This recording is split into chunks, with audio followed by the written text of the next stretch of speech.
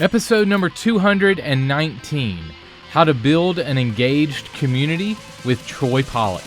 Let's do it. This is the definitive podcast for helping you plan, create, and execute dynamic worship experiences at your church. Useful, practical content in the areas of production, worship, communications, first impressions, and more. This is Making Sunday Happen.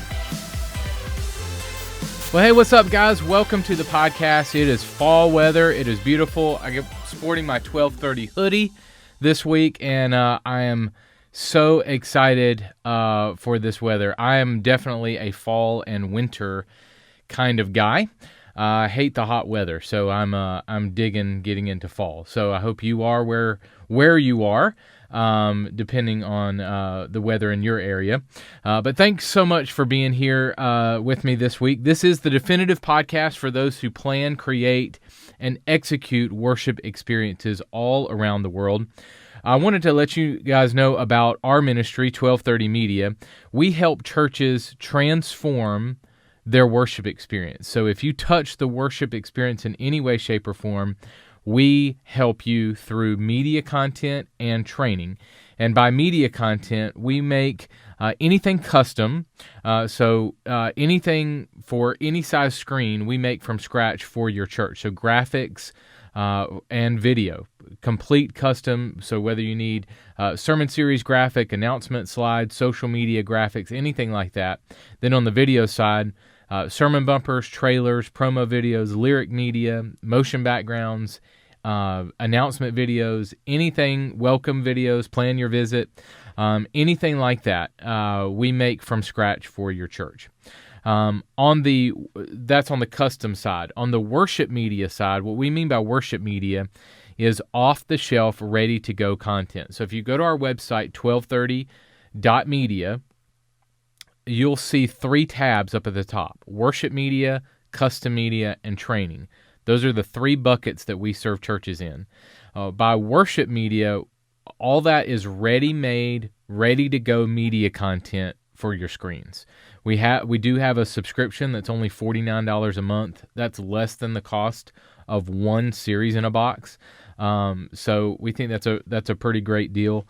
We have 4 product lines: mini movies, service packs, which are non-series related, coordinated media, and then series in a box. That's everything that you would need for a sermon series. And we give you a complete list of ready-made graphics, video, even a teaching outline. And then our 4th product line is lyric media or song videos. And these are mostly for kids ministries. We serve a lot of kids ministries in the space. Seeds Family Worship, Yancey, Brad G, Doorpost Music, and a host of others.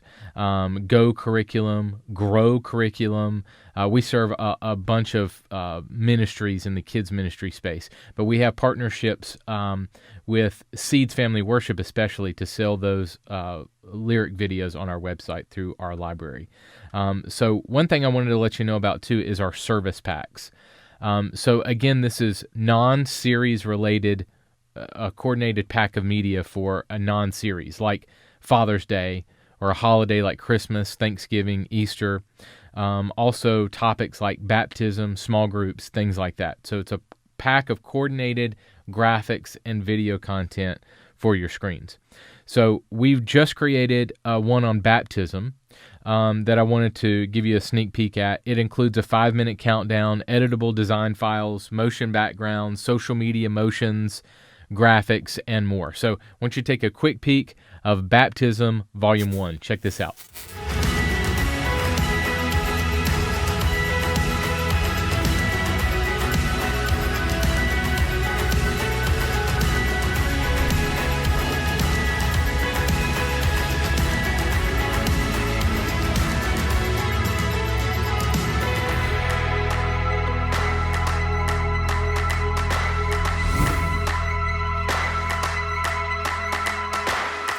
So you can use code LOCALCHURCH, that's all one word, local church, for $5 off of that service pack or any service pack on our website at 1230.media. So code LOCALCHURCH, all one word, for $5 off, 1230.media. Dozens of other packs, full series boxes, mini movies, and other content there as well. And again, our Go Unlimited subscription to get everything in the library, full access to everything, unlimited downloads, download as much as you want for $49 a month. And we usually sell our boxes for $59 for a regular box or $79 for a premium box. And so the subscription is less than the cost of a box. So be sure to pick that up today, 1230.media. All right, this week I welcome Troy Pollock from Pushpay to the podcast. Troy is the Vice President of Community Innovation at Pushpay. And I'm talking with Troy about how your church can use your worship experience and the content that you create for your worship experience to engage your audience and engage your community.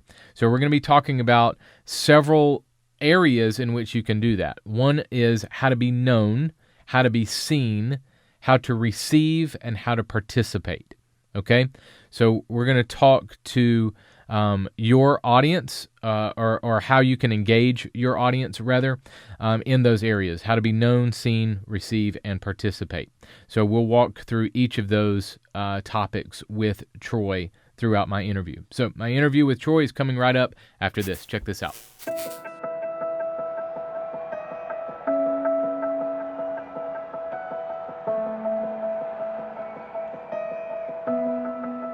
Giving is a condition of the heart, and I think why we give is because of what God's given us. I mean, I believe fully that everything we've been given is God's.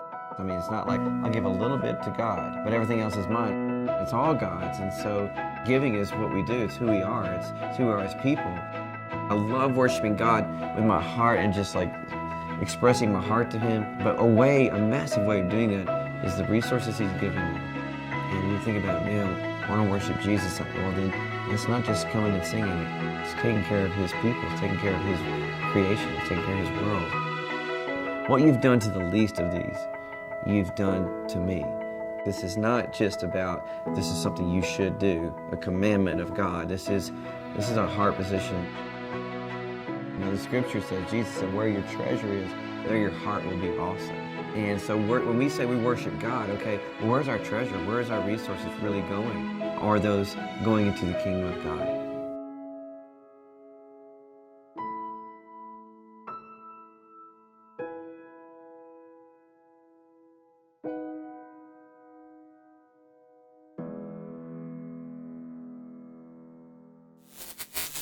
Hey guys, on this week's show, I welcome Troy Pollock. Troy is the Vice President of Community Innovation at Pushpay.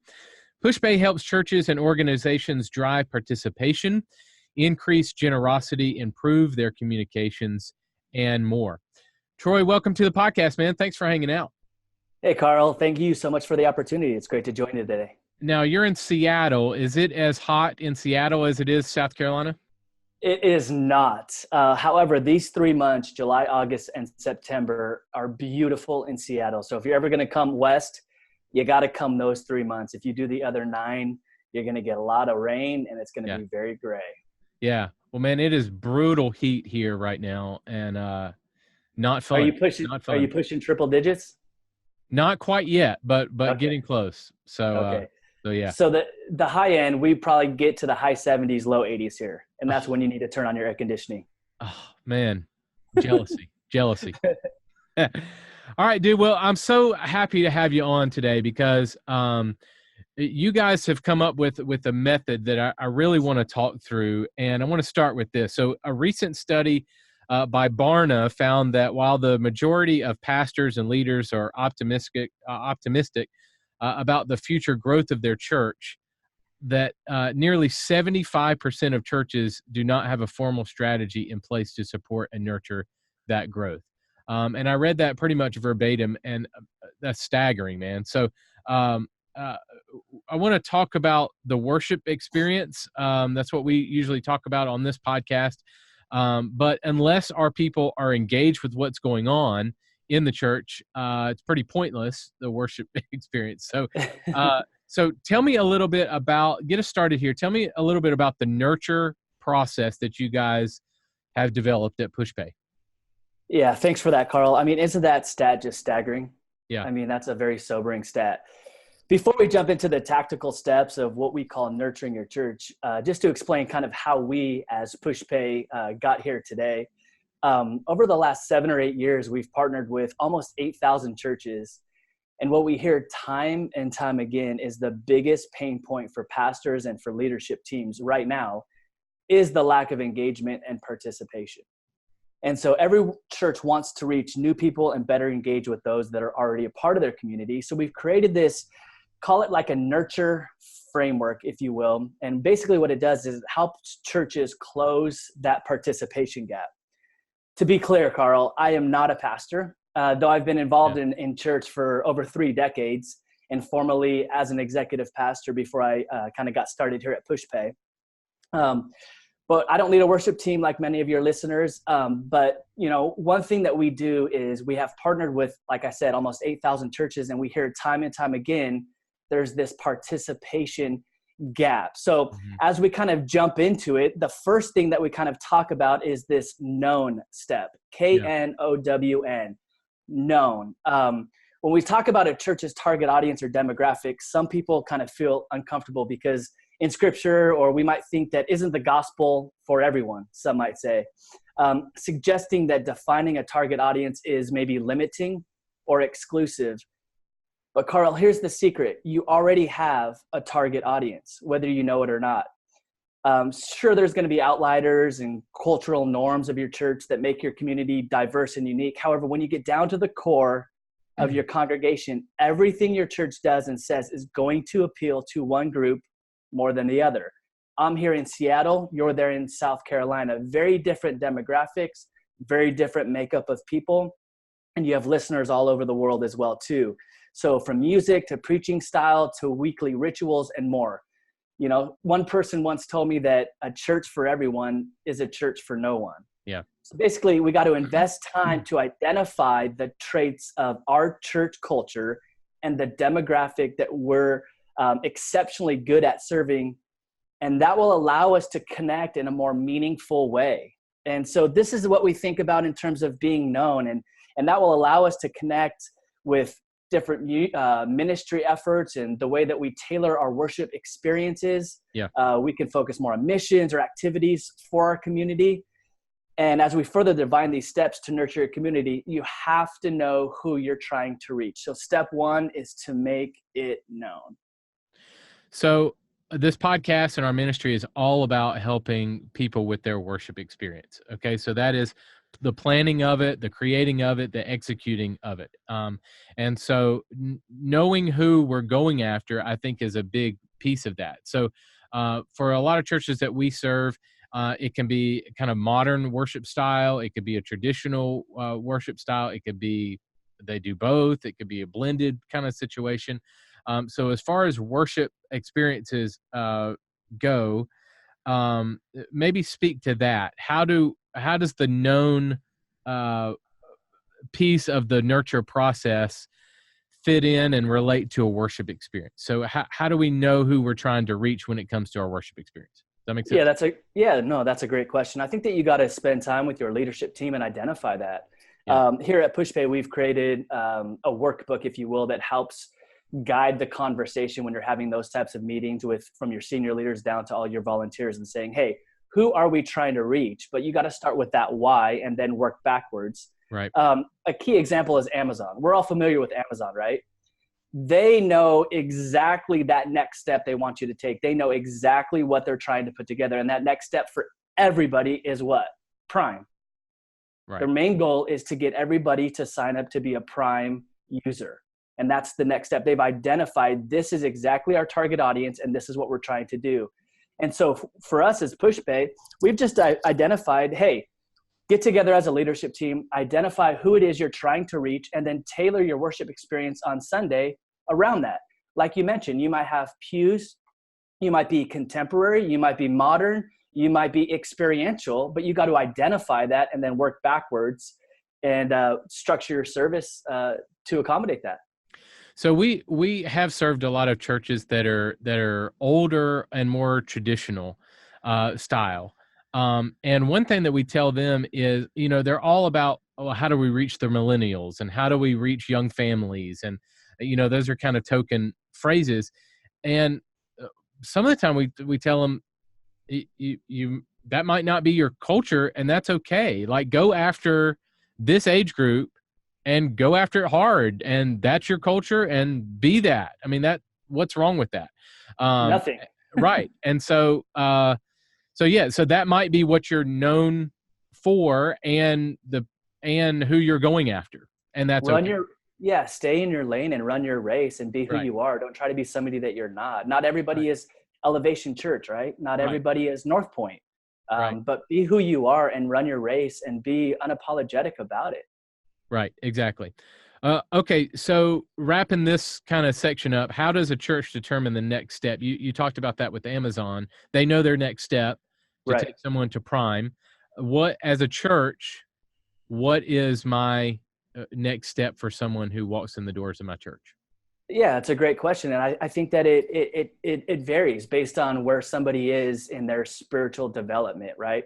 Yep. We might have a very first time visitor. We might have somebody that's been a beacon or a pillar in our church community for 35 years. Very different next steps, right? Like drastically different. So I think it becomes incumbent upon us as senior leaders and as people that are putting on the Sunday worship experience to clearly identify and then speak that language. For some person, it may be a salvation, right? For some people, it may be completing week 3 of Growth Check. For some people, it may be signing up for a small group. But the more that we can tailor our communication, and we'll talk a little bit about that as we work through this framework, the more that we can tailor our communication to fit that need or that next step and make it personalized is now when we're having a lot of fun. So I think a key to that, one key is to make sure that the church is clear on their next steps so that they know how to communicate those next steps clearly to people. Does that make sense? I can't talk to you about something that I'm not familiar with, right? Yeah, right. So that's absolutely clear, is the church has to have clearly defined lanes that we can put these people in, these kind of swim lanes, if you will, to help them channel that next step. Right. Okay, so let's move to from known to seen. So set me up here. What is the seen part of the nurture process? All right. So this entire 4 series steps is more of a flywheel. It's a cycle. It's not a linear step, right? So, and this is nothing new under the sun. I mean, we know things of assimilation plans and all sorts of things, but this is more of a flywheel. It's continuous, right? So once you're known, once you identify, hey, this is who we're trying to reach, now we go to seen. At our recent Pushpay conference, it was in Dallas, actually, and we had a killer time. And this lady kind of told the story of how she was visiting a church and then became kind of visited 2 or 3 different times, and then kind of raised her hand and said, hey, I want to find out a little bit more. I want to get involved. Is there a membership course that I go through? This church, Carl, actually phoned her, set up a 1-to-1 meeting with somebody on their leadership team, took her through a process of self-assessment from spiritual gifts to more like Myers-Briggs to understand her strengths, and began to tailor their volunteer program to accommodate where her strengths are at. Mm-hmm. Now, that to me just stood out like, wow, this is a church that really has identified and is nurturing this new person into their community. Because, I don't know about you, but one place that I would not do well is running kids ministry or even volunteering in the babies. I'm just going to be completely honest with you. I would not do well with kids in diapers. So if I raise my hand to volunteer and they just stick me right in there, that's a fail. That's a fail for me. That's a fail for the church. And that's a fail for all those kids and babies. But this church took the time to actually have that 1-to-1 meeting. Now, I understand scale, and we're talking to churches of all different sizes, and maybe that is not possible to have that 1-to-1 meeting to self-assess that particular person who wants to volunteer. But the idea and the principle is there. Understand the strengths spiritually and also tactically of these people that want to volunteer, and then plug them into that team and spend a little bit of time. Is it a self-assessment that we can send out digitally? Is it a Google form that we can capture these types of things? It doesn't really matter. The idea behind this is to generate those strengths and skills and then plug that person in to add strengths to your team. Yeah. So I used a similar approach when I was on staff at New Spring. and that on the production team. So when they would come through the production team, we would kind of assess their skill set. And yes, there were things that we absolutely needed. We needed people to run camera. We needed people to, run the gear and whatnot. But also too, I looked for skill set. So I've tried to find what's your passion, what's your talent, what's your skill, and drill into that. And like some people were cooking. So, okay, great. So, hey, what about this? What if we tailored a role for you on production? Now, this is crazy. We took this person and they would lead a team that would cook breakfast or bring breakfast to the production team on Sundays. So How we would cool is have that? people on the production team that had nothing to do with a piece of gear. Wow. And we did that for multiple different avenues. We had a lady that ran a golf course, projects for a golf course, community-wide events, and we took her and we made her our team community leader. So she would do like one quarterly project or where we got the team together, and then a couple of yearly things like big Christmas party. So she rarely touched a piece of gear, but she was on the production team. So I think that's so cool. Yeah, I think that kind of goes into being seen. It allowed this person to use their gifts and be seen by others for the talents that they can bring to the table, not just, I need somebody to push a button. Who's willing to push a button? It was the reverse of that. Do you have any thoughts on that? Yeah, I think you're spot on, and I love your practical examples. That is so clever that you've accommodated and structured at previous places of work for you. You've structured your volunteer teams to accommodate somebody that could cook on the production team. I mean, that's unheard of. A lot of people wouldn't connect those dots. Right. But you saw a creative, innovative way to connect those dots. So yeah, I think that that's what it's all about. Is I think that, what we're both saying right now as we see people is people don't really care how much you know until they know how much you care. We've heard that saying a lot, right? Mm-hmm. And these people are volunteering time, energy to help us put our worship experiences on a Sunday. The least that we can do is channel them and plug them into where their God-given strengths are, not just to tick a box because we need somebody to hold a sign in the parking lot. This may be a CEO of a multi-million-dollar company. Put her or him on something that they can actually use their strengths and challenge them, because that is rewarding. So I think that what you're saying is spot on. Yeah. So it's all about seeing them. Yeah. So to go along with this, let's say I'm a mega church. Let's say I'm a huge church. What are some ways that I can work my team or prevent people from feeling like a number, like I'm lost in the crowd? That is a great question, and one that a lot of high growth churches continue to evaluate. How to leverage these volunteers, right? Are they greeting everyone that walks in the door? We've been saying it, a simple hello or welcome, it really goes a long way. In addition, are you providing small group options that tailor to the needs of your congregation, whether that be age, demographic, location, or time of meeting? Oftentimes, ministry leaders forget that technology is a great way to draw people in. So if you have an app, send them push notifications, as that's a great way to engage beyond just a Sunday worship experience. But it all comes back to just basic seeing them, leveraging them, communicating to them, thanking them, applauding them, rewarding them, expressing your value. It really does go a long way. Yeah, I agree with you. I think one of the biggest pieces of community is a text thread. Like just a joke or a GIF or a something on a text thread with a small team of people just makes you feel, connected with them, and seen and heard and a part of the team. And so, yeah, and you guys provide some incredible resources for that. I mean, there are other great companies that provide, texting services where I can, push something out to a large group of people, whether that's through an app or a text service or something like that. So yeah, awesome. Okay. So known, seen, let's move to receive.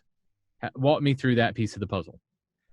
All right. you got to model the generosity that you want from the front. We hear this time and time again, but you got to make sure people receive something from the church, whether that's a great experience on a Sunday or a personalized follow-up. Regardless, if you focus on the person in the first month at that church or a tenured member of your congregation, giving thanks, acknowledging them, whether it's a gift, whether it's that text gift, whether it's a handwritten thank you card, we have to model that from the front. And oftentimes, we bombard people to give and to serve without thinking about how to give and serve them. We're always thinking about how can they add to us on our worship experience.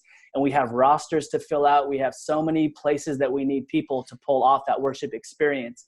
But sometimes we lose sight and say, hey, how can we serve them in that process? As we mentioned, this nurture, it's a flywheel, it's a cycle. And we need to continue building that community where we are investing in our people as much as they're investing into our community.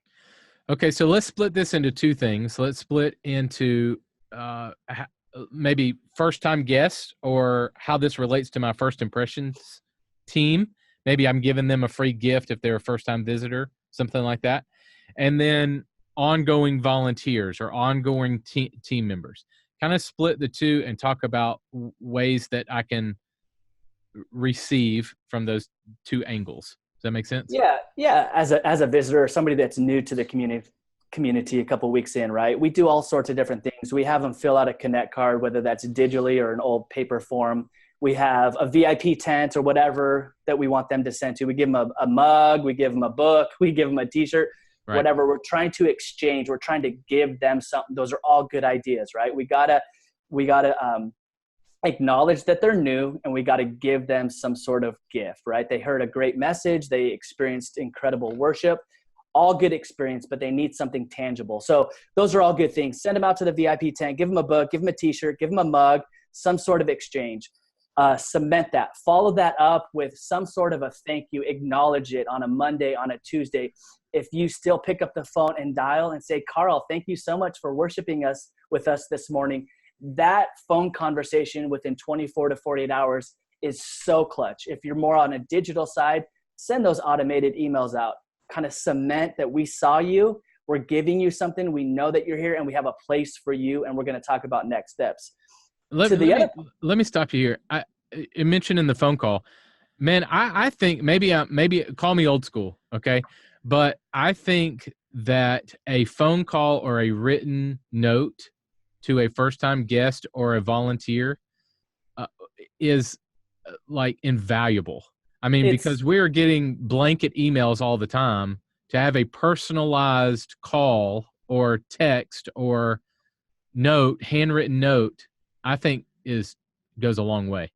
The power of a thank you, Carl. It is so clutch when we make that phone call, when we acknowledge it, and just not get lost in the noise of all of our email inbox. That's something that's just more ticking a box, so to speak, but actually seeing the individual, sending a text message, making a 30-second phone call. Yep. You know what's coming back is mailers. I don't know if you're seeing that in South Carolina, but a lot of the snail mail is coming back because we've been so desensitized to this technology, electronic means of communication. A lot of churches are actually going back to mailers because that's something tangible that you can hold in your hands. Myself, I'm a part of a community up here in the Seattle land area, and I just received a handwritten thank you card from my senior pastor, kind of the midpoint of the year, thanking me for my financial contributions. I've been attending for 5 years.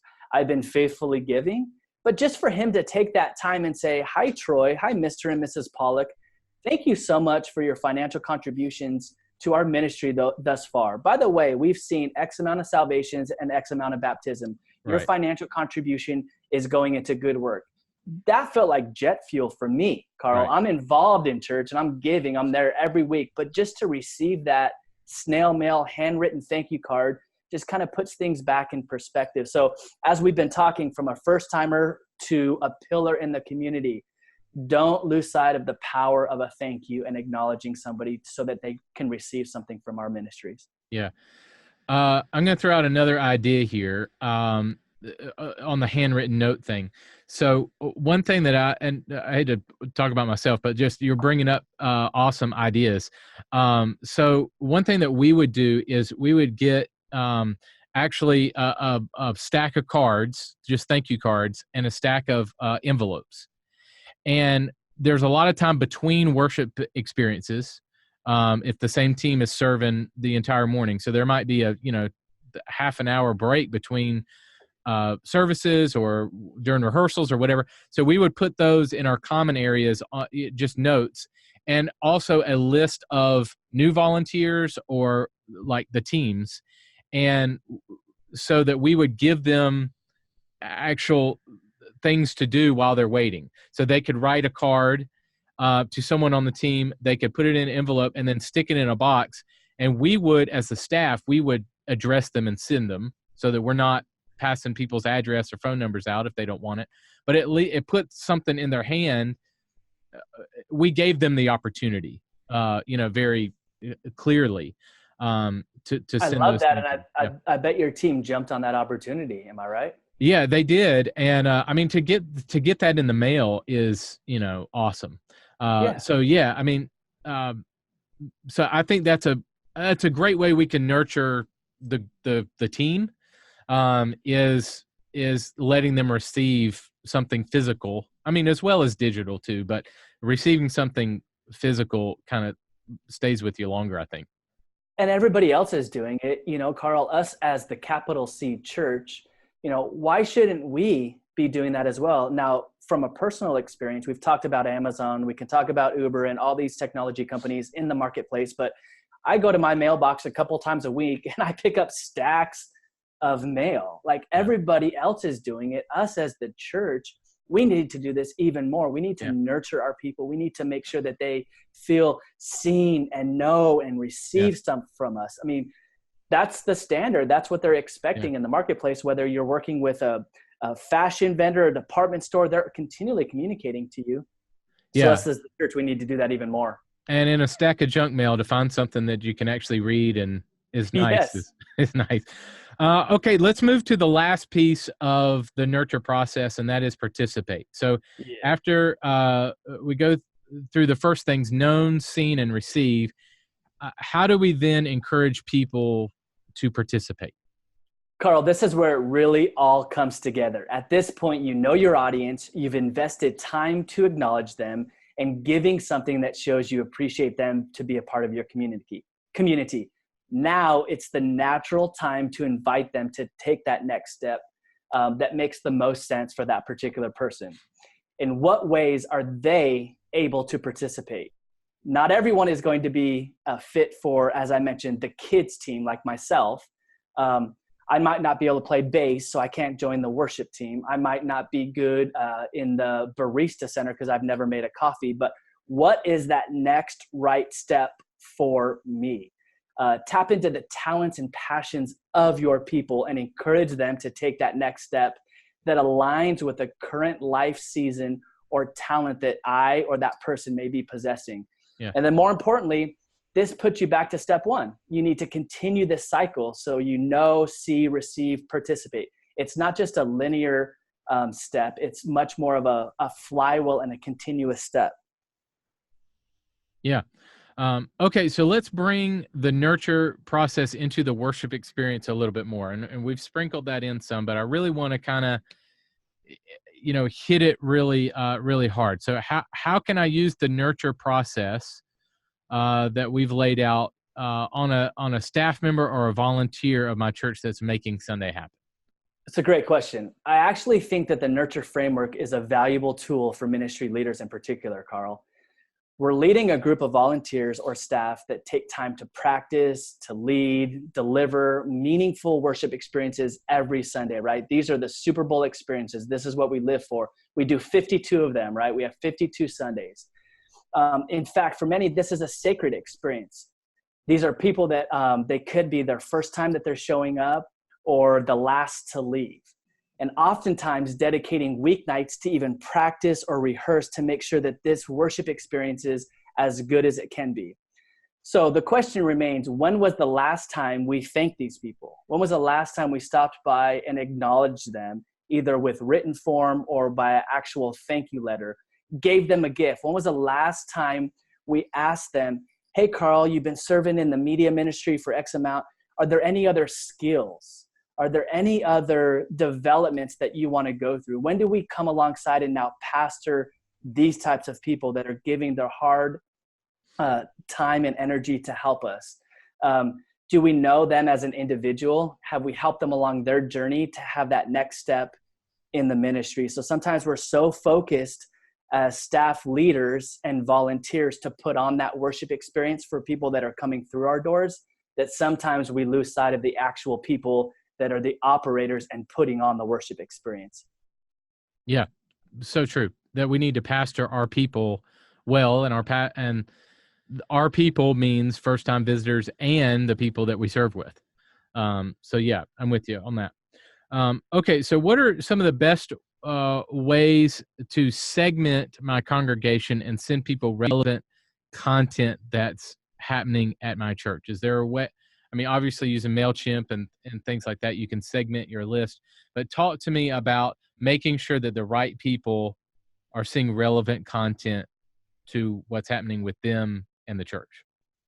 Yeah, that's a great question. I think it's an art, Carl. I don't think that there's a blanket statement, right? But I don't have kids yet. And so the minute I get push notifications on my app or an email talking to me about the family picnic after church on Sunday where you invite the kids because there's a jolly jump or whatever it may be, it's just not applicable to me. And I think that us as the church, at least in our experience as Pushpay, we've seen a lot of churches that are sending out those blasts and just kind of missing that audience. Going back to Amazon as an example, they are suggesting things to me that fit within my buying habits. They know my age, they know my demographic, they know where I live, they know my interests. Us as the church, unfortunately, sometimes we are just sending out these blast communications because we can't segment what stage of life is Carl in, what stage of life is Troy in, and have an applicable message. If you have an app, this is a great way to do push notifications. On the backside of a church app, you can tick, I'm interested in small groups, I'm interested in Growth Track, and I'm interested in X, Y, and Z. And then you can tailor those push notifications for those particular people. But it all comes back to the data. Are we capturing the data from a first-time giver, a first-time visitor? Are we segmenting that in our database? We can use Excel spreadsheets for this. We can use Google Docs for this. We can use our church management software for this, but then really tailor communications based on the life and stage that those particular people are in. Okay, so tell me about next steps. We got a couple minutes remaining together. Tell me about the advantage of keeping things simple when it comes to what next steps we're asking people to take. All right, Carl, have you ever been to Cheesecake Factory? Yes. Love the food, right? Yeah. And I mean, no disrespect to Cheesecake Factory, but when you sit down, they give you this booklet called the menu that has pages and pages and pages and pages of stuff to sift through. I don't know about you, but I kind of have a little bit of a challenge getting out of that starting gate because I'm trying to decipher, do I want pot roast? Do I want the spaghetti? Do I want pizza? No. I want the salad. It's too many choices, unfortunately, and it's this kind of tough to get out of the starting gate to make that next decision. So keeping it simple enables the person to make a quick and decisive decision about how they'd like to participate and at what level of commitment. Again, this goes back to the responsibility of our teams and our church staff to have a simple process so that we are not bombarding people with a Cheesecake Factory menu, so to speak, but rather we go, wow, first-time visitor, cool. This is where we want you to go. We just want you to go to the VIP tent. We just want you to get to the gift. Yep. Great. Now you've done that. Now we want to plug you right into Growth Track or membership class or whatever that next step is. Once you've completed that, great. We want to send you into our leadership track, or now we want you to get to join a team. If you're on a team, is that next step to now lead a worship experience? Whatever that next step is, we have to get crystal clear so that they can make that decisive decision of what the right next step is for them. And it's going to come back to us as the leadership team to have it clear. All right, so wrap our conversation up. How do we nurture people that attend our church to engage in what we're doing? Kind of wrap up our nurture conversation. I think it kind of all comes back to, in order to create an engaged community, we have to be intentional and meaningful and personalized and encourage a cycle of generosity and participation. Carl, it's not a one size fits all or a set and forget process. It's dynamic, it's fluid, but we have to be very clear about what that next step is for people, whether they're a visitor or a pillar in the church. And I mean, you can find out more about us. You can click on pushpay.com/nurture to download a free nurture workbook that you and your team can kind of go through. And that's what we've worked together over the last 8 years and partnered with all these churches. And this is the framework that we have, and you can download that for free and take your team through it. Awesome. Well, man, thank you so much for your time and walking us through this. I think it's really beneficial to the churches that we serve. Thanks, Carl. The show notes for this episode are available now at makingsundayhappen.com. Last week in our mailbag segment, I shared several responses from pastors when I asked on Facebook, what is one thing that you wish creatives would understand about your role? This week, I flipped that and I asked creatives one thing they wish lead pastors would understand about their role. All right, so we had dozens of responses to this question, and I thought I'd highlight a few. So this is coming from creatives who are expressing to lead pastors and their bosses, senior pastors and leads, what they need as a creative. Okay, so I'm just going to read several responses, and I hope it enlightens you if you are a pastor or in a lead role, what creatives under you might need. Okay, so here's a response from Josh Hatcher. He said that I need some clearly defined expectations for a project. I can come up with my own expectations, but what I like and what you like may be very different. If you want something, you might have to spell it out for me. That my creativity cannot be easily bound in a 9-to-5 workday. I'm often in the middle of the night struck with an idea, or I often design several entire projects in the bathroom. So let me deviate here. This is true for me as well. I get a lot of my ideas in the shower or in the bathroom or in different spaces. So if you're a lead pastor, you got to know that creatives, it's going to hit us at different times. So if we're sitting around laying on the couch, it might not be that we're lazy. It might be we're trying to relax so that an idea can hit us. Okay? So Josh goes on, he says, discipline and systems are important for sure, but creativity hops around on its own timetable. He says that planning ahead is very important. The longer you wait to plan out your sermon calendar for the year, the closer to the deadlines your designs will be. There must be space and room to breathe.